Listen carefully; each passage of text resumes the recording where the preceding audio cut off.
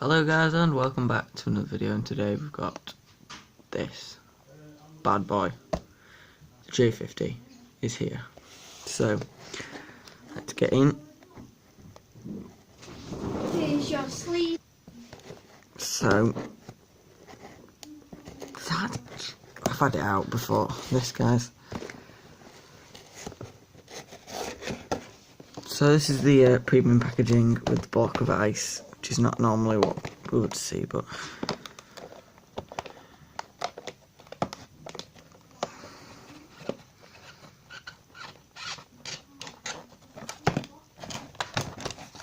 these instructions.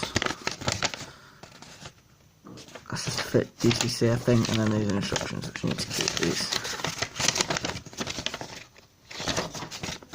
Not important, so keep them in the box.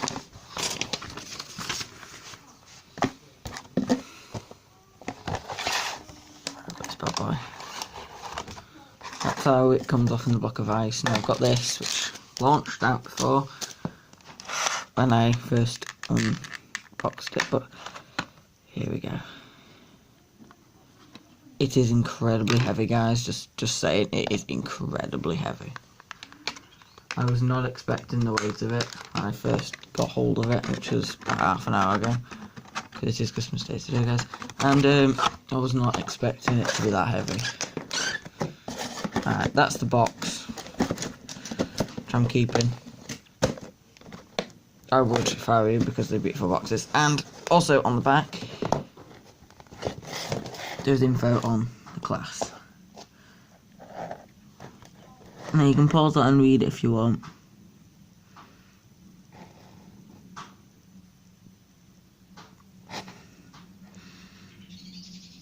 Again, so it's 4F, so it's, I think it's the strongest 060 tank engine, I think, something like that. I'm going to keep that, there we go, I'll put it in there.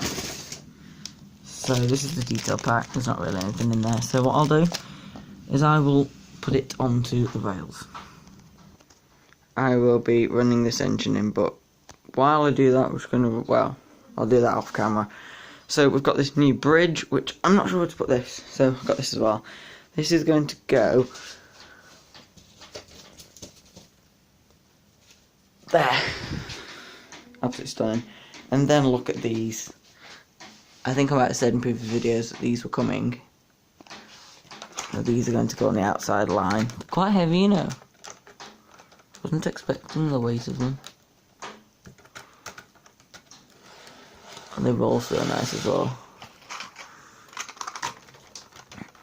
I'll be running him in for about half an hour, 15 minutes in one direction.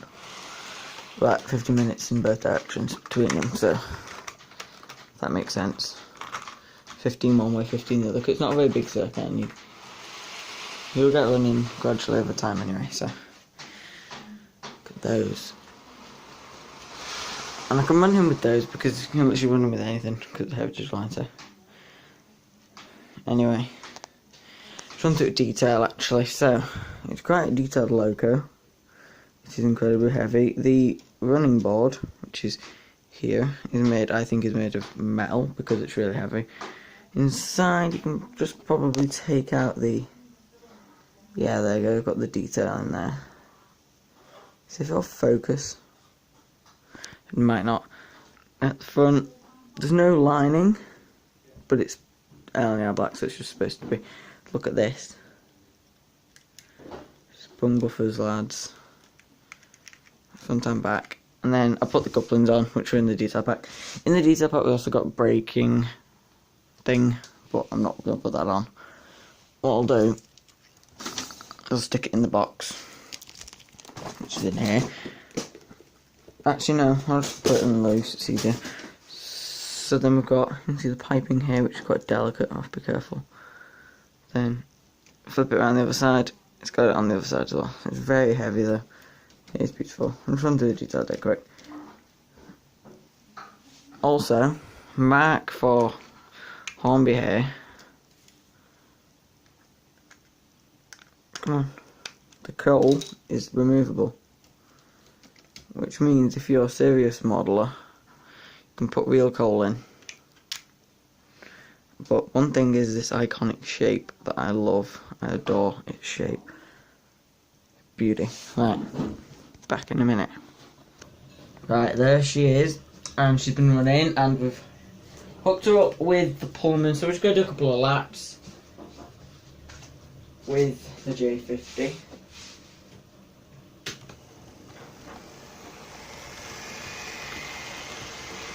Nice and slow. As the saying goes, slow and steady wins the race.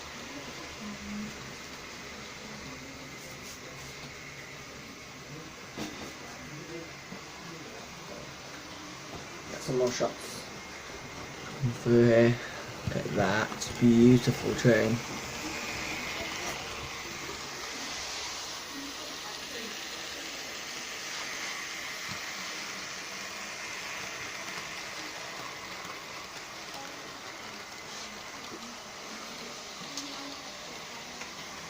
Under the new bridge.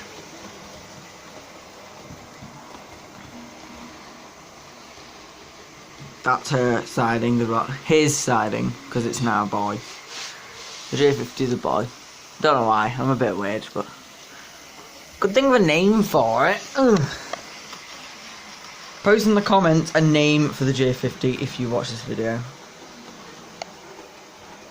Because we can't just call it J50, we've got Scotty and Cocky and then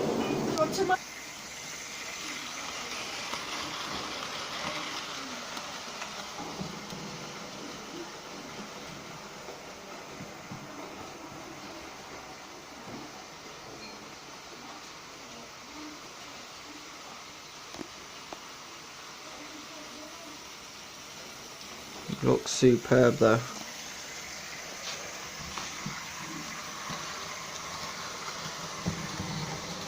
What's the Christmas tree? Well, I've hit something. Oh, it's the post office.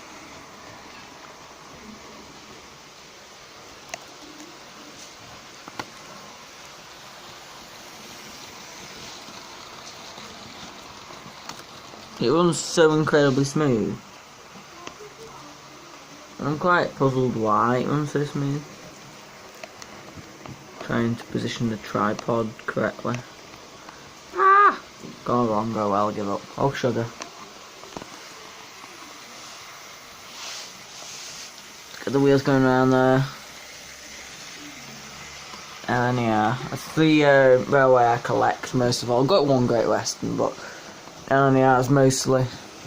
Doesn't get Mallard and Tornado, who is not actually an LNER, but he kind of is at the same time. You should look up the history. This is a 4F, this loco, which is incredibly strong for a tank engine, especially a 060. Strongest 060 in the world was the Q1, I think it's called. Q1? I'm sure it's called that. If I'm wrong, I will kick myself because I love that engine. It is a 5MT, I think. It's a bit like the Black 5, but but it's an 060. But this is a 4F, which is pretty damn good for a blooming 060. Bear in mind, a Ginty is a 1F or 3F, because they did 2 versions. And a Pania is a 2P, I think, or 3. I think it's a 2P. And then one of them 262s and 462s tank engines, they're 264s.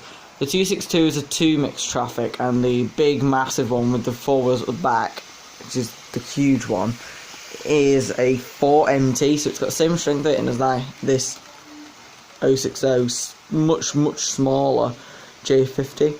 And I think that Prairie over there, which is now dead, the deceased beautiful steam loco, I think you can see it from here. There you go, you can just see it poking out. That is probably about the same strength rating.